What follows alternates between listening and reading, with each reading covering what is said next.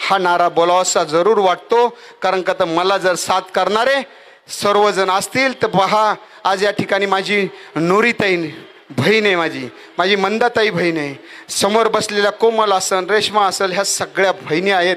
आणि या सगळ्यांच्या बहिणींच्या आशीर्वादाने राजे मी हा 2024चा निकाल तुम्हाला 23 तारखेला जल्लोषात साजरा करणार आहे. तरी देखील मी अजून त्यांच्यावर मत नाही मागितलं. मी जर मत मागितलं तर काय होईल? मत मागू का तुम्हाला? नाही. मी माझं वाक्य शेवटपर्यंत ना, आपलं चिन्ह काय आहे? आपलं चिन्ह काय आहे पाठीमागं?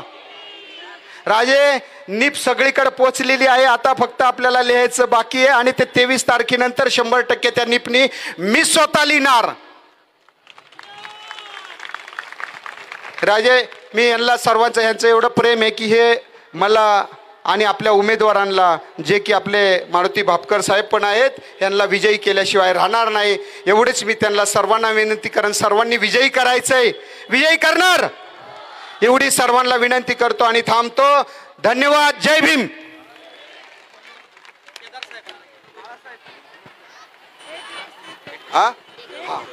एक स्लोगन है, अपन सब एक है तो सेफ है, एक है तो सेफ है. अगर हम हिंदू अलग है, मुस्लिम अलग है, ईसाई अलग है तो हम कभी भी सेफ नहीं है. हम सब एक है, एक है तो एक है तो. मग हे पण स्लोगन कोणी शोधले माहिती का? कोणी शोधले माहिती का? हा, तुमच्या वहिनीने शोधलंय ताई. आणि आपलं बटन नंबर किती आहे माहिती आहे?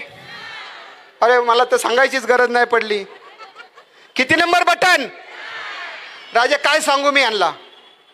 राजे तेच सांगतायत मला. चला धन्यवाद. जय भीम. धन्यवाद ओवाळ साहेब. या ठिकाणी ऑल इंडिया पॅन्थर सेनेचे राष्ट्रीय अध्यक्ष मुलुक मैदानी तोप, ज्यांचं भाषण ऐकल्यानंतर आपल्या अंगावर काटा उभा राहील, मारुती भापकर एक चळवळीचा कार्यकर्ता, इतका साधा कार्यकर्ता आपल्याला पाहायला मिळतो का?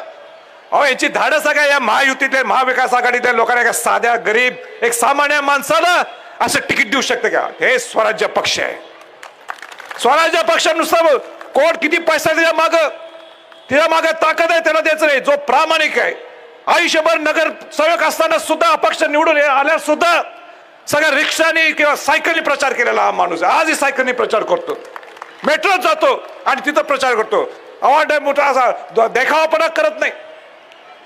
हा चळवळीचा माणूस आहे. शाहू फुले आंबेडकर, शिवाजी महाराजांचा चळवळ जीवन ठेवणार हा माणूस आहे. कष्टकरी कामगारांच्या बाजूला राहणारा हा व्यक्ती आहे. तर मला सांगा, असे उमेदवार जायला बघा. यांनी स्वप्न बघायचं नाही का ज्यांच्याकडे पैसा आहे, ज्यांच्याकडे नुसतं व्हाईट कॉलर गुंडगिरी आहे. दीपक केदार मला मुद्दा सांगायचं, इथं व्हाईट कॉलर गुंडगिरी आहे इथं.